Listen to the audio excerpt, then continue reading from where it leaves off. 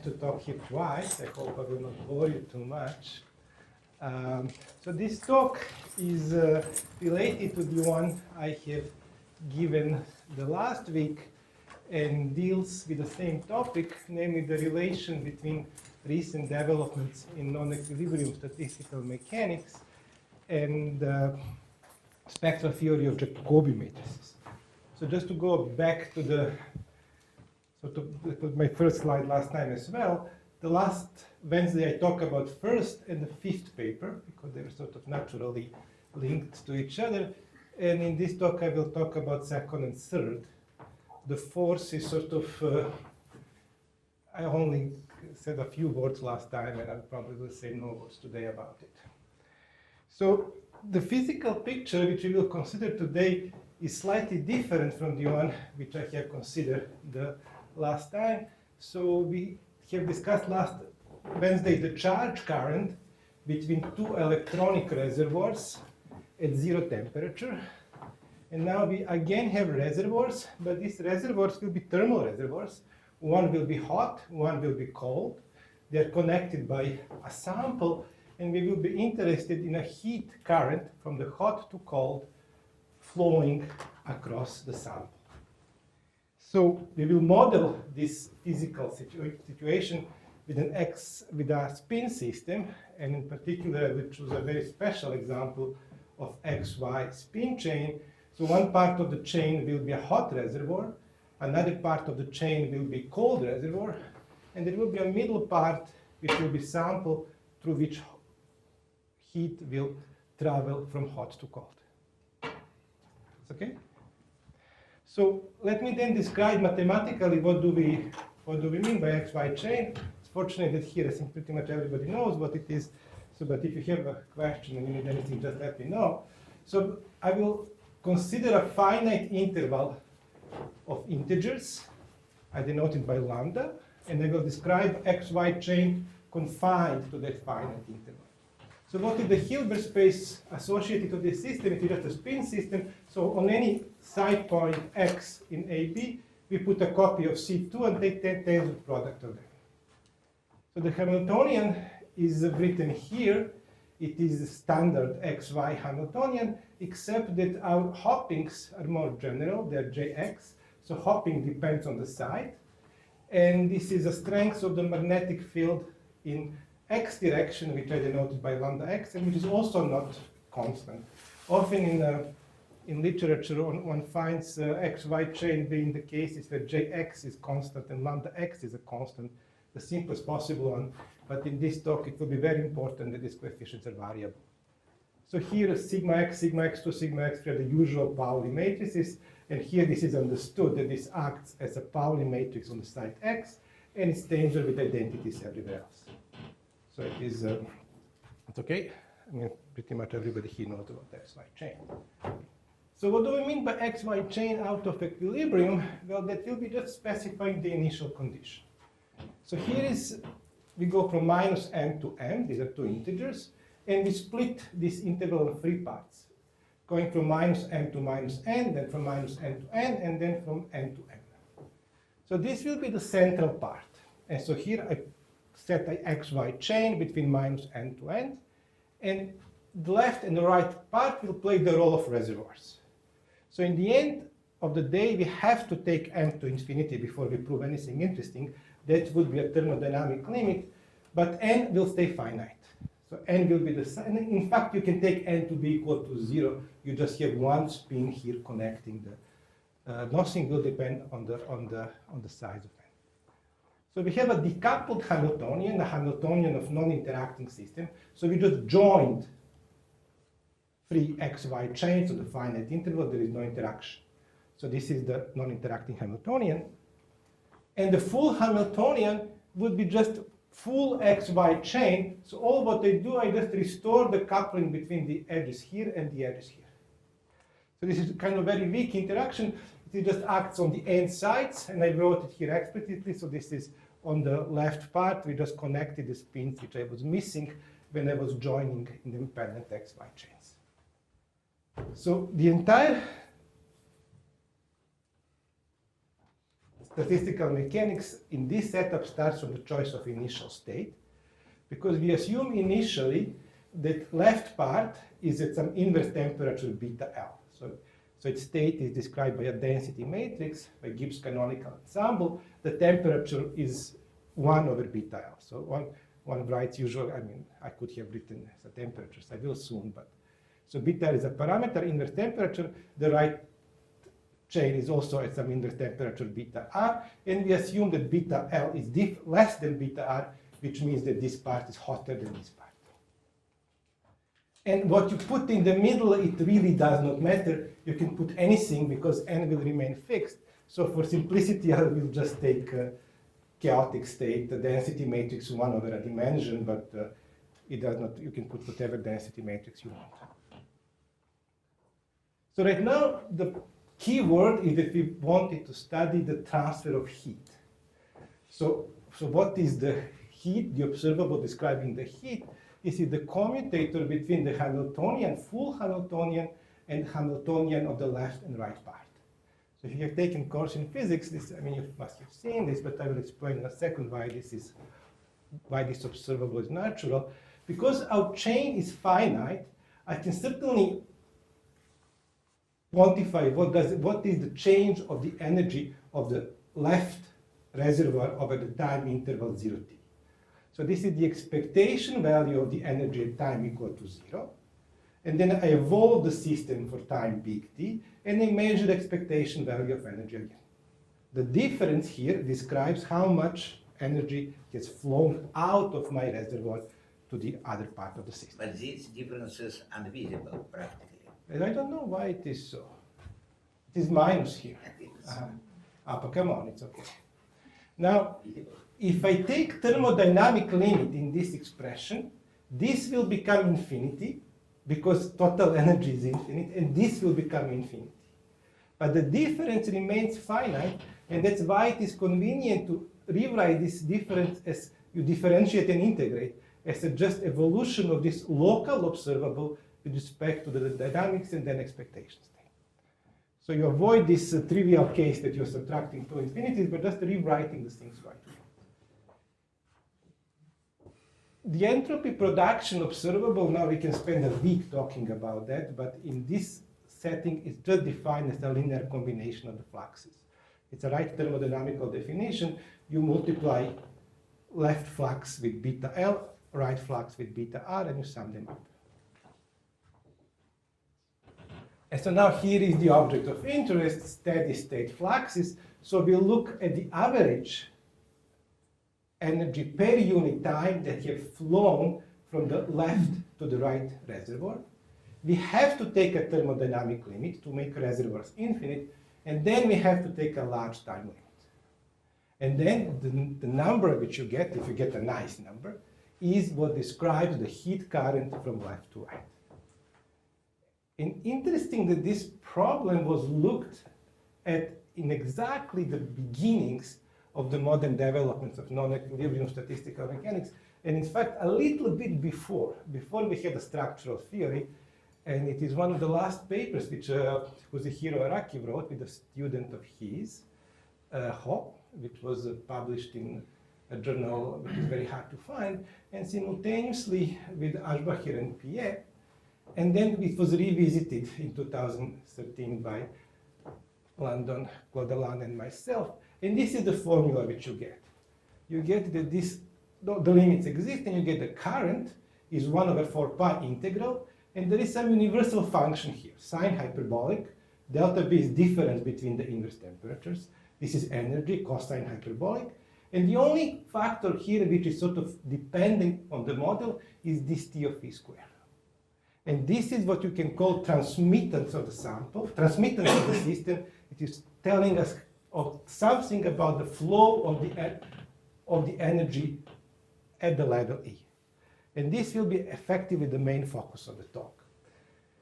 I should say that in 2000, they did not look at the same model, Araki, Ho, and Ashbacher, Piet. They look at the model where these Jx's are constants.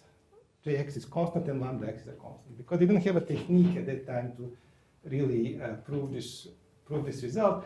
And if Jx is constant and lambda x is constant, then this actually becomes a characteristic function of an interval. And you will see later on why. So with their techniques, one cannot recover this formula. One does have some integral from a to b, where this a and b depends on the constants j and lambda. To get this kind of result with a non-trivial t of v for any j of x and lambda x, one has to use a scattering theory.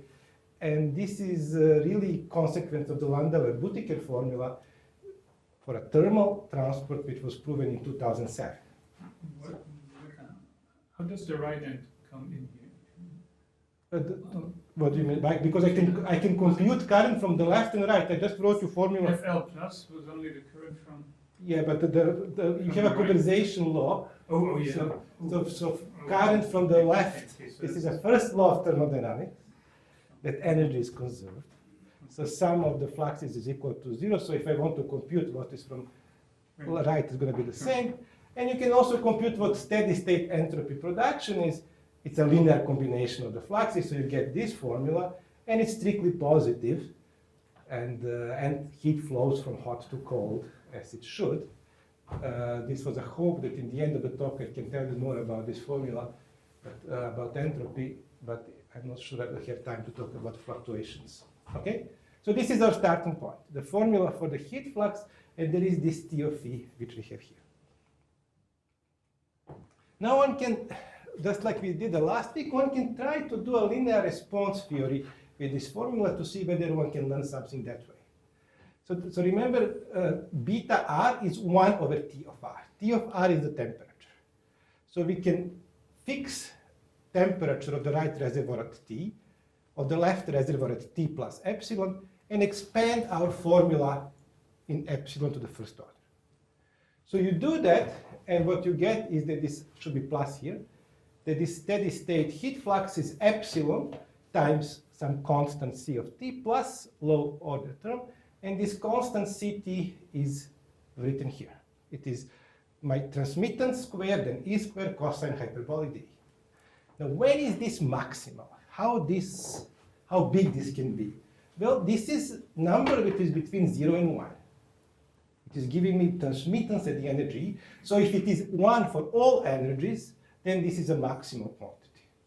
So this maximal quantity, I put a bar, is then T times universal constant. And right now, it's an interesting integral to compute, right? Because you can do it by hand. But it has a pole of order 2. So it's not to get in wrong number, it takes some time. But if you restore units, because in my units, everything is 1, Planck constant was 1, Boltzmann constant was 1. If you restore the units, this is what you get. This universal constant is pi squared. This is Boltzmann constant squared divided with free h. So the linear response theory gives you. Again, minus are invisible. What is not visible? Minus 2 is The invisible. same hyperbolic in the denominator. What, free h is invisible? No, So minus the front edge. we just all tried to calculate the integral and got Yes, infinity. you cannot. So stars can do it, I'm Maybe the pretty H is sure. an H bar. No, it's negative 2. Yeah, it's negative. Negative 2. Okay, so as you can suspect, this number here has a sexy name. It's called quantum of thermal conductance. And it was predicted by very influential paper of Pendry, who is he's in England. And here is the name of the paper, Quantum Limits to the Flow of Information and Entropy. So the entire paper is basically, at that time, he was visiting Landauer at IBM, and he took formal Landauer formula. Landauer wrote it for the charge, he wrote it for transport. He says when it is maximal, he got this number, and that puts a universal upper number, how big your conductance is in a linear response theory. And now experimentalists picked on that. This is the latest experiment that was done. It is done in context of electron transport. The first one was done in 2000, so it took us 13 years. This one was done in context of bosonic transport. The reservoirs were bosonic. And that is much more easier to do the experiments. There's a beautiful review about modern developments in experimental mesoscopic physics. And it's easy to read, so I really recommend it. and I plotted the graph, which they got in this paper, you can see that at very, very low temperatures in microkelvins, this is ideal. G0 divided with experimental essentially is what you should get. The ratio should be 1, and then gets off as the temperature increases. It's very easy to understand why low temperature is right, because you do change of variable here. E over T, E over 2T, E over T, and then here you will be left with T goes up and the transmission at T times E. Now if T is small, that means you need transmission to be only 1 at low energies. And the higher energies gets killed by this cosine hyperbolic. So this experimentalists have put in an absolutely enormous effort to design materials when this T of E is equal 1 for the range of energies which is close to 0 or bound. It's a bounded region away from 0. And for higher energies it doesn't matter because this integral is rapidly decaying. And essentially the sample size they use is about 1 micron, I guess. And so when energy is comparable, when wavelength gets comparable with the size of the sample, you cannot expect that this transmission is going to be equal to 1.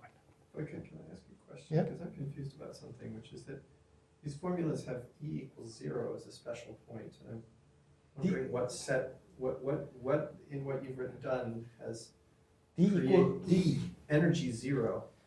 And where's the absolute 0 of energy being So, set so from? in this, so that's a very good question, and which I was hoping nobody would ask, because then I would have to discuss difference between the statistics. Right? Here it is actually convenient not to set it up anywhere.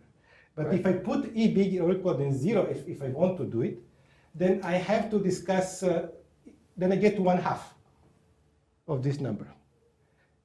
I don't know, I'm just simply asking, where does E equal 0 come from? Because in general, right, the 0. There is no 0. I could integrate it from 0 to infinity. Yeah, but no, Where is 0? Where do you see the 0? form factor, the E squared cosine, the hyperbolic cosine effect, that sees E equals 0 as a Where kind of is C? Where distinguished is point. C? It sees it, E equals 0 is the sort of symmetry point of this. This comes from the Planck law. Where does, It is x over. I mean, I would have thought that only energy differences would come in. No, but you Where have but set you the don't. zero But I of did the that. I energy did a derivative here with epsilon. Right. Just do the computation. It is. I thought your question was deeper. No, the Hamiltonian. What happens if you add? So what I was happens if getting you add- worried. What happens if you add a Was quite constant? transparent. Is it? Just No, but what happens if you the add? flux of energy. What happens if you add a constant to your Hamiltonian? Yeah, this is a good question. Because T of E is going to change.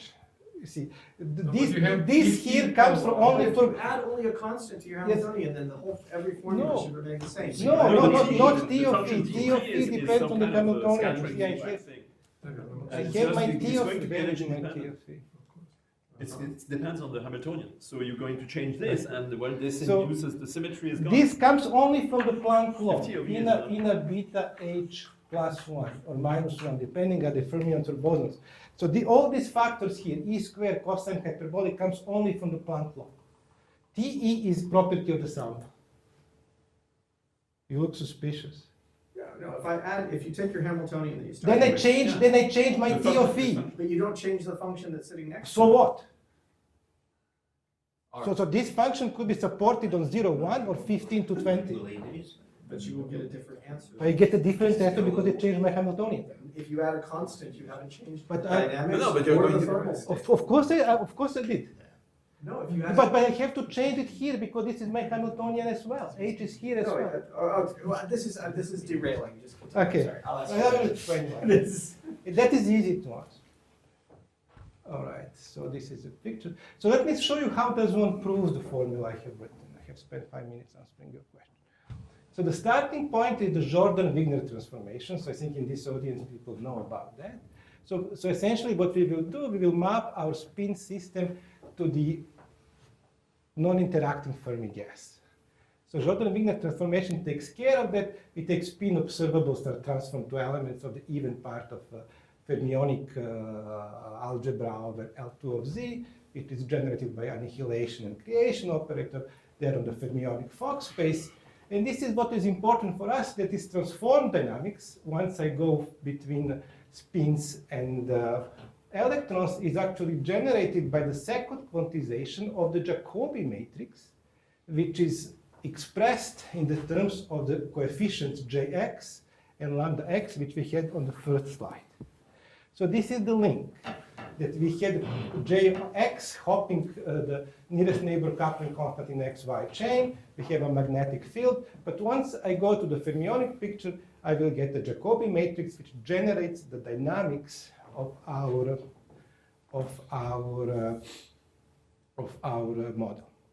So the observables, the fluxes get also expressed in terms of annihilation and the creation operator, just to show you how they look like. It's not really important for this talk. Now, what is very important is that we have this decomposition of our space on the left part, the central part, and the right part. So this is just a decomposition of L2 of Z, and that corresponds to what I have here. This is the left part, this is central part, and this is right part. When I take m to infinity, that becomes half line, central part. Okay? And then we have initial Hamiltonian H0, which is just Jacobi matrix restricted to this part, then Jacobi matrix restricted to this part, and Jacobi matrix restricted to this part. And the full H is obtained by just restoring the coupling between the edges. So this is a rank 2 perturbation plus harmonic, so it's rank 4 perturbation, where you just connect the left and right part. So it's a tiny perturbation in a sense, it is only rank 4, but this is not a potential perturbation. This is a perturbation which comes from the coupling part of your Hamiltonian. And now this is just again a word. I mean, the initial state in a minus beta H gets transformed to the quasi-free state, which is generated. Here you recognize Fermi-Dirac distribution. This was a sample, it was in a chaotic state, so this is just a constant 1 over 2n plus 1, and this is Fermi-Dirac distribution of the right reservoir. So we will not go through the proof of the formula which I have written. I will just tell you what is the key ingredient. The key ingredient is scattering theory, because this H and H0 are the difference is just a rank 4 operators. So the wave operators exists and are complete. So if the wave operators exist and are complete, I can compute a scattering matrix which goes from absolutely continuous spectrum of unperturbed Hamiltonian to the absolutely continuous spectrum of unperturbed Hamiltonian.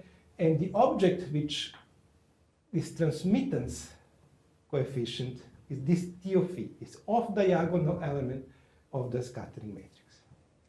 So this is what we have in our formula. This T of E came from the scattering theory of the Jacobi matrix, which underlies the construction of our model.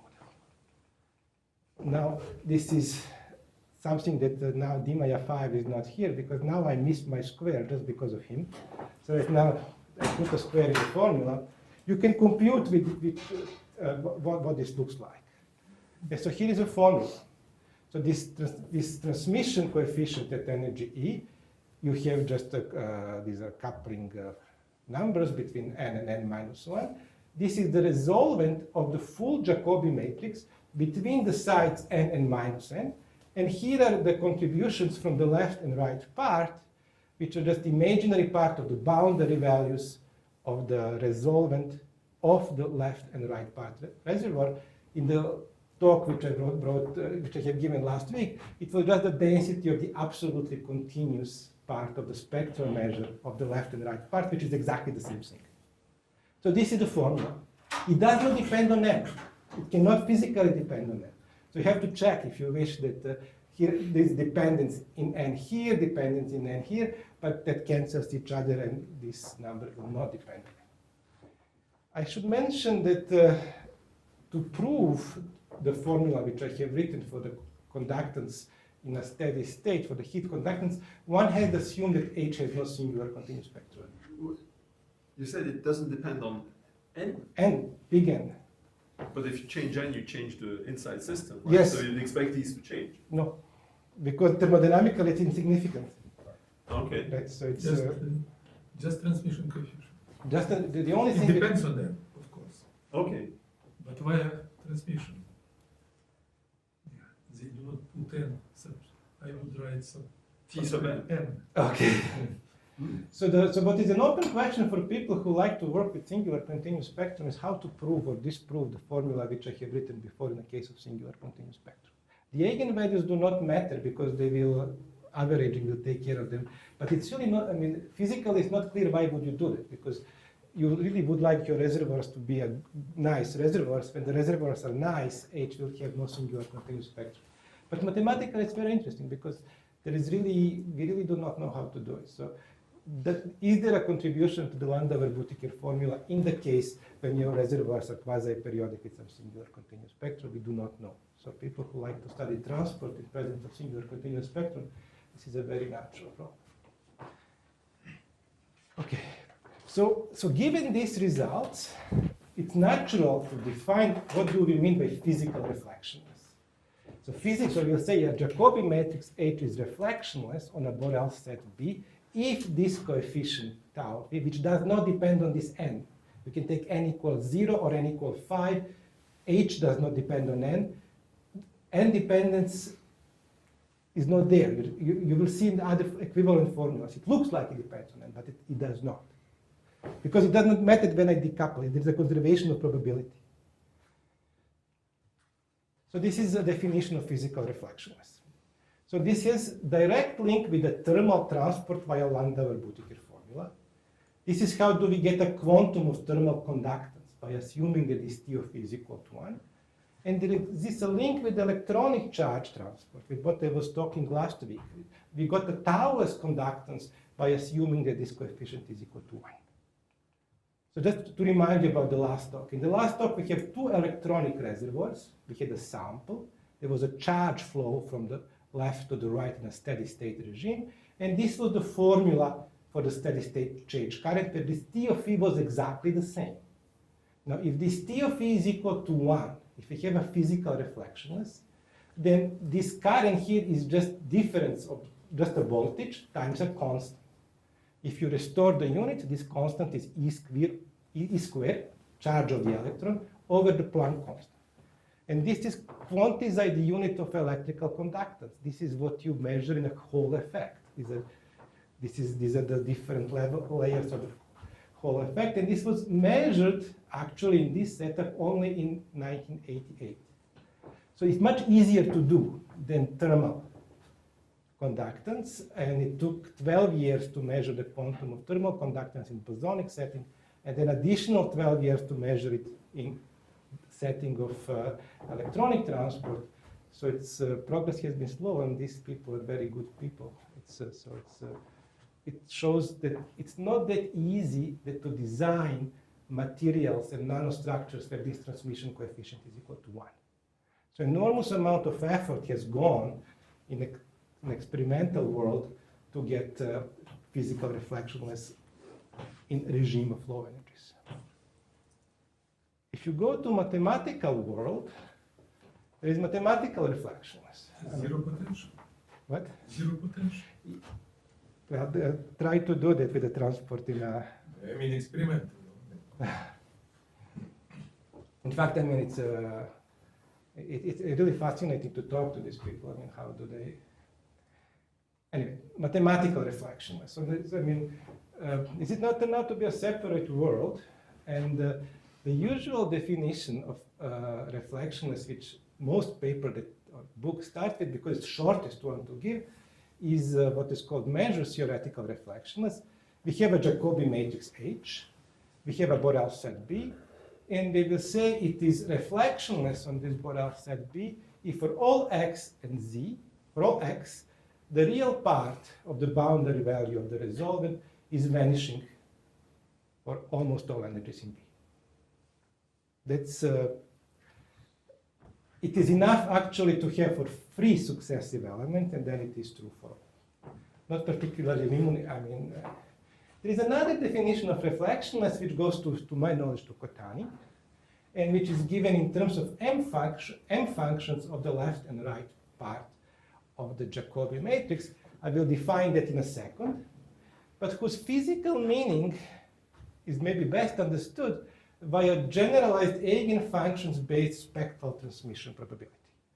So this word is coined by Gestesso and Simon, and I will write you in a second what it is. So there exists some other function, which is called spectral transmission probability, and spectral reflectionless would mean that this function is equal to 1 almost everywhere on the set B. And it's easy to show that measure theoretic is equivalent to spectral. I have to tell you what this spectral transmission probability actually is. So consider the case when n is equal to 0, because as I said, nothing depends on n, so just to write a formula in a simple way. We take z in the upper complex plane, so imaginary part of z is positive, and I look at two solutions of the Schrödinger equations, which are such that they are square summable at plus minus infinity and are normalized at 0 to be equal to 1. So you start with the resolvent to the left and continue it to get a solution to the right and vice versa. So such solution exists and they are related to m functions by the well-known formula. Now the boundary values exist when you take imaginary part of z equal to 0 and they still solve the Schrödinger equation. And now you can take a solution which is plus, which was square summable at plus infinity, and expand the solution which is square summable and minus infinity in this way. This is complex conjugate, and there is no complex conjugate, and you do this on the essential support of the absolutely continuous spectrum. This is exactly what you do with the plane waves. If this was Jx was constant and lambda x was 0 outside some compact region, then these are going to be just plane waves away with the right side of the momentum, and this is what you write for kids in first course in quantum mechanics. And then reflection probability is just a quotient of alpha of v squared over beta a squared, and transmission probability is 1 minus.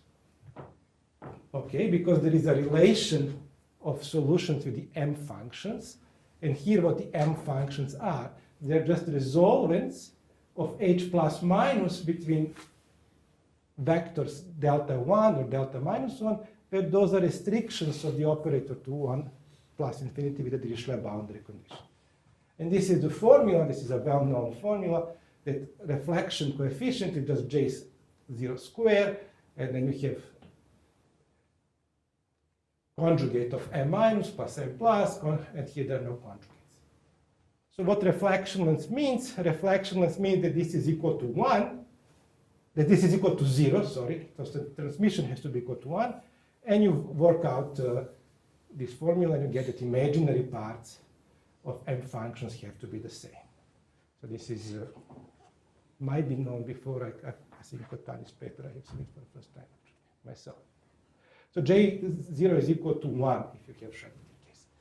So this gives a little bit more physical definition of what this transmission coefficient is in terms of the generalized eigenfunctions and transmission probabilities computed that way. And you can also do computation that this definition here is also equivalent to the definition that the real part is vanishing. It's very easy to do. There is a third definition, which goes to Davis and Simon. This is a very important paper, a very beautiful paper, scattering theory for systems with different spatial asymptotics on the left and right, published in CMP in 1978. In many ways, it was pioneering paper, and they used the word homogeneous for reflectionless. So it may be a better word, I don't know. They made a number of important conjectures in that paper, which may be forgotten. They conjectured that the quasi-periodic potentials are reflectionless in that paper. So it's so there is quite. And what they do in this paper, they introduce dynamical transmission probability. So it's now a new notion. And how they define this dynamical transition probability? Well, once you have dynamical transmission probability, you have dynamical reflectionless. It's always the same. You set up this transmission probability to be equal to 1. And they define it like follows. So I will just look at the left part, and I look at all sets, all vectors in the absolutely continuous spectral subspace, which are have the property that if I involve them under the dynamics, and then take a projection here on the side from x to infinity, I get 0 when t goes to infinity. This does not depend on x, because if it is true for one x, it's true for all x. So the states in this Hilbert space, or this closed subspace, are the states that are concentrating to the left in the distant future past. And so how did they introduce then reflection coefficient? So they, I should PL minus. So these are the states, well, I hope, because of annotation, okay, should be, so you look at PL plus, PL minus, PL plus. Mathematically, H commutes with this operator, so it is some function R of H on the range of PL plus. And this function is reflection coefficient squared, and dynamical transport coefficient is 1 minus this function. So what this function really measures is you start at the state which is fully localized to the left at time equal minus infinity, and you look which part of that state will be localized to the left in the distant future. And if system is totally reflectionless, then it will completely stay there. So it's another way to measure the transport via dynamics. So it maybe I have to get more familiar with this. It is very, very natural. Maybe I just have to sit down and write down for yourself the expressions that you have here. So shortly afterwards, there was Kohtani theory, which sort of revolutionized our understanding of quasi-periodic operators. And there is something that is known as a Dirac-Simon conjecture. It was made in this paper from 1983. It's a very important and beautiful paper too, I mean, about almost periodic Schrödinger operators free. So from Kohtani theory, one knows that almost periodic Schrödinger operators are spectrally reflectionless. So on the essential support of the absolutely continuous spectrum, this is always equal to 1, and reflection coefficient is equal to 0. I'm talking now about J0 equal 1. So imaginary part of M minus is equal to imaginary part M plus. And that was, to me, one of the key conclusions of the theory, because everything else, the fact that the right could be expressed as a function of the left, was a consequence of this relation. So the question that Dave Simon asked is, are the almost periodic Schrödinger operators also dynamically reflectionless? So the question is, we have a spectral reflectionless, is this true? And they wrote, they believed it was true. I mean, it is true in periodic case, and that was pretty much it. I actually don't know whether people worked on this. Some people seriously worked on that.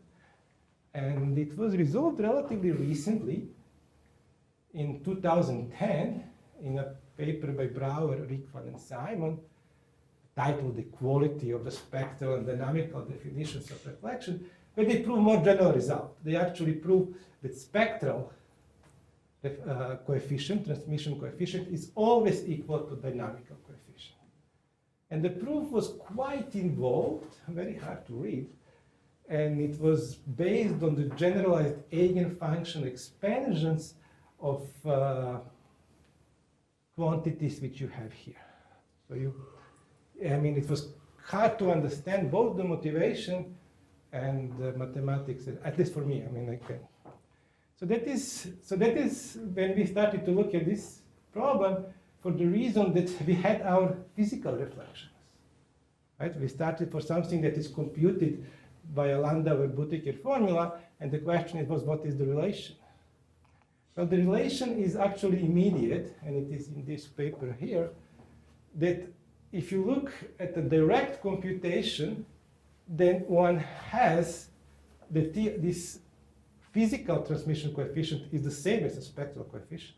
You just have to, it's a little bit painful, but it's not impossible to do. I mean, you have a formula, and you can take 1 minus this, you can compute, and here is another formula. I have two formulas. So I compute squares, I compute the formulas, and you get that they are the same. But also, we have advantage that we have at our disposal stationary scattering theory. And Davis and Simon somehow, although they put scattering theory in their title, never really used it. So if you just complement this definition with one-page computation, even less than one page, half of a page, you end up that these coefficients also have to be the same. Because this was computed dynamically from the stationary scattering theory. And you have to pick up this factor here. So that sort of gave a much simpler proof of the result of Brouwer, Rickman, and Simon, and give a very different physical insight here. So I mean, because these quantities are actually very, very physical. People are trying to design very complicated experiments when they're measuring reflectionness, and the entire game is to get as close to 1 as you can, but the coefficients that physicists are computing are exactly the coefficients we are computing, except they use a different force for them. That's maybe refreshing. So what is kind of new here, in my opinion? It's a very, very simple thing, but one does a scattering theory with respect to decoupling of the left and right part of the lattice. So in a continuous case, you would just impose a Dirichlet boundary condition and then compute a scattering matrix between the original model and the model where you put an additional boundary condition. Now that's a very singular perturbation, but you can still do scattering theory and prove the same result which I have described here. In a discrete case, you just decoupled your Laplacian, so it's not a potential. If you look at the literature, people always tried to look at this transmission coefficient in terms of the potential scattering. And that was the wrong thing to do. You should just decouple parts of your system with this rank 4 perturbation and compute your stationary scattering in that setting. Okay, so what is the next thing that I think should be done? And so one would like to continue with this line of research and get a physical insight into Kohtani theory and Remling theory of reflections. So it's very personal the way one may view those results. The way I view Kohtani theory is something that came to us perfect from the beginning. It was essentially impossible to improve on. The proofs are short, incredibly elegant, and I don't think there is any other proof except the original proof. Maybe the best criteria for that is that when both Barry Simon wrote his version of Kohtani theory, he repeated the proof. There was no change. And then the famous harmonic analysts tried to rewrite the proof. They actually had to repeat it. But one would like to understand Kohtani theory maybe from a dynamical point of view. Because it's Kohtani, the reflectionless, what I try to explain, the reflectionless which comes from the Kohtani theory is related to maximizing the transport. And can one see that dynamically? One certainly cannot get a simpler proof, but can one get a proof which is sort of explained as its physical origin? And then there is the deterministic version of Kohtani theory, which is Remling's theory of reflectionless, and it's now a completely opposite story. Here the proof is, it's very hard to understand what is the motivation behind the argument. So Remling theory says the following: if you start with a half-line Jacobi matrix and start moving it to the right, and then you look at the left limit which you have obtained that way, then you have expanded your absolutely continuous spectrum.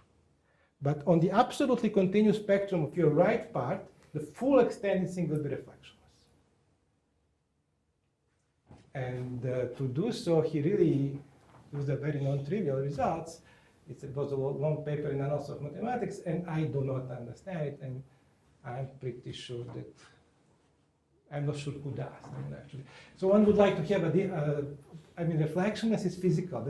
That's what I try to say here, and one should be able to come with a different proof where one understands the physics behind that mechanism. Just like here, the physics was very, very simple. One has to look at the transport, but transport when you make a perturbation with a boundary condition, not by adding the potential.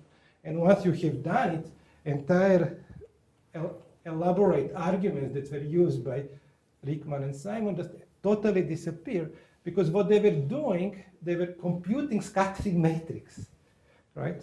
But since they didn't realize they're computing the scattering matrix, they were doing that in a convoluted way that it was very difficult to understand. Where are they aiming to? Once you realize that this is the object you have, the computations are known. I mean, computing scattering matrix for rank 4 perturbation. This is exercise. I mean, this is in your 5 book you find total theory for a much more singular perturbation than that. All right.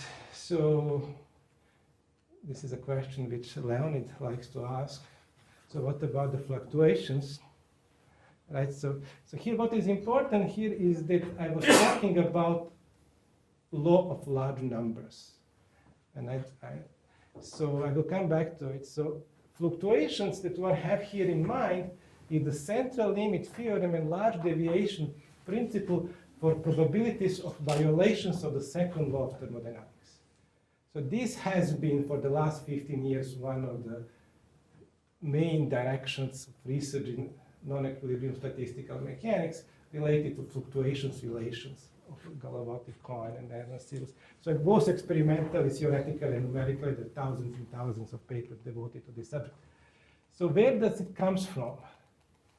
It comes from the very beginning of my first picture where I was lying to you. And here, it was very cool. Heat always moves from hot to cold. That's actually not true, right? Because if you look what I have written here, these are all averaged values, right? So at expectations, we do have, if you take expectation value, we have a conservation of energy. When we take expectation value of sigma, this is strictly positive. But this sigma here, this observable which I wrote, has a negative spectrum. If I apply time reversal to that, I get minus sigma. So this can have positive eigenvalues and negative eigenvalues. In principle, you can measure a negative value of entropy production.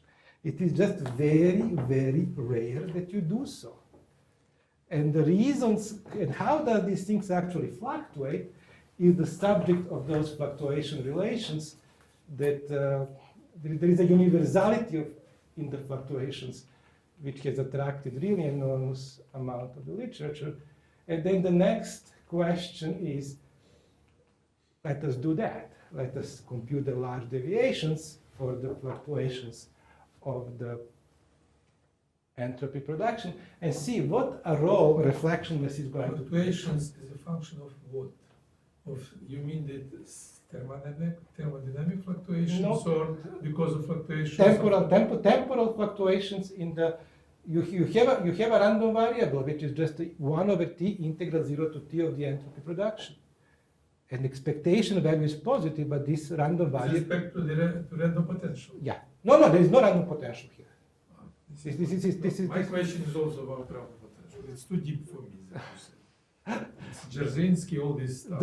That is actually. No, because if you compute, if you compute just the variance or the transmission coefficient for random potential, it will be exponentially growing with the length. Yeah, so This that's is my that's not what I will be doing. It's a temporal fluctuations in the violations of the second law. Story, yeah. And right now, it's been launched and it's been. So Vojkan, what you're saying is that what you want to do is actually interpret the limits. You had two limits. You had limit t goes to infinity, first m goes to infinity, Yeah. and then t goes to infinity. You just want to take the first one, right? And see how it depends on t. Is this that is correct. I took m to infinity first? and then I have finite t.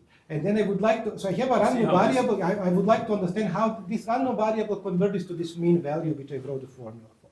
But I would like to understand how does this random variable fluctuates. Do I have a central limit? It's a random variable if you put the probability measure on times, right? But otherwise it's just a function of t. So what is random in that? So here It's a question of the thermal. look, your random. If you think about this, here is my random. Here is my observable 1 over t integral that's 0 to fine. sigma s. This has a spectral measure with respect to omega, and I'm looking at the fluctuations of this random variable. Who's omega? my state of the, take my state of the system. This is Gibbs randomness. Oh, okay. So it's the randomness is on the initial state. Okay. That's the Statistical probability. mechanics randomness. Okay. Okay, that's Yeah, all. but there is another question, because you put assume that your potential is random, yeah, Okay, which happens quite often, yeah, all just right. dirty wire. Okay, Then your transmission coefficient will be random. that's correct. And as a rule, of course, the interval is long enough. So your question, what do you measure? Because as usual,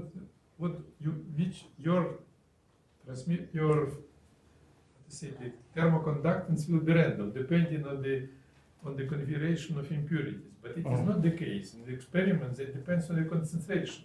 It does depend on the realization. So we have self-averaging property. In principle, but here is not, because In a reflectionless case, you have self-averaging property. Because reflectionless is not random. There is no random potential which are reflectionless. I don't believe. But- Random IIDs. but by IIDs? yes, but then there is no transport, and this goes exponentially fast to zero with the Lyapunov exponent. Right. So Right. This is the question. Because one-dimensional case. then there is no transport, then there is Well, the end of the story. I see.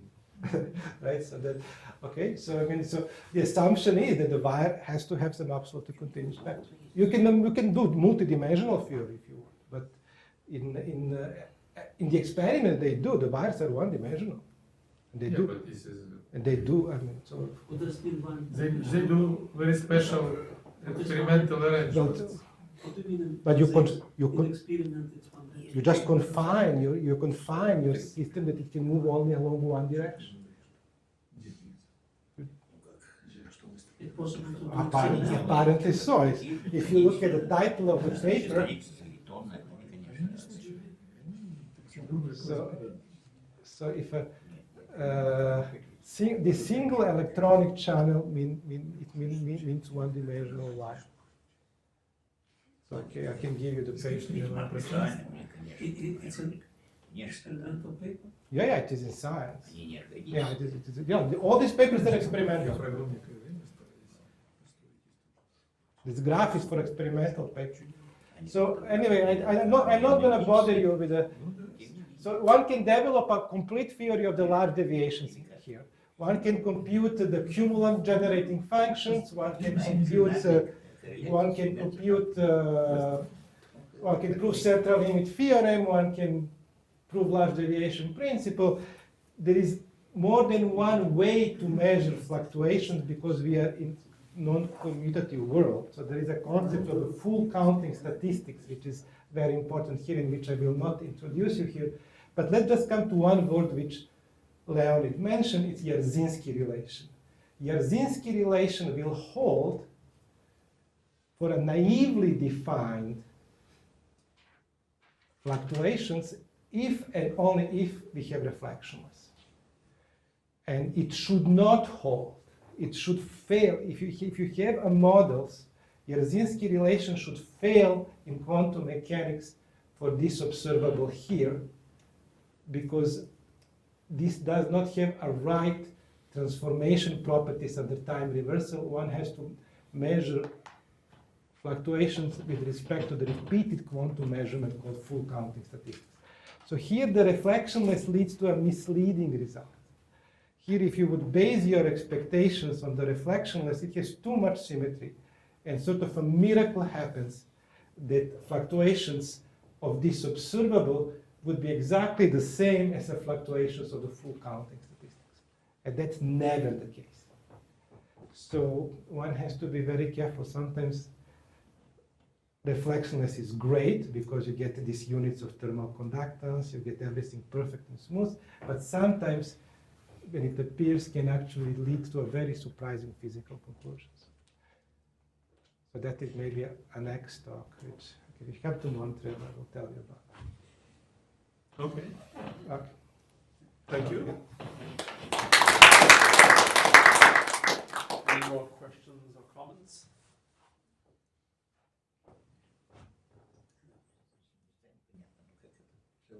See, it was crystal clear.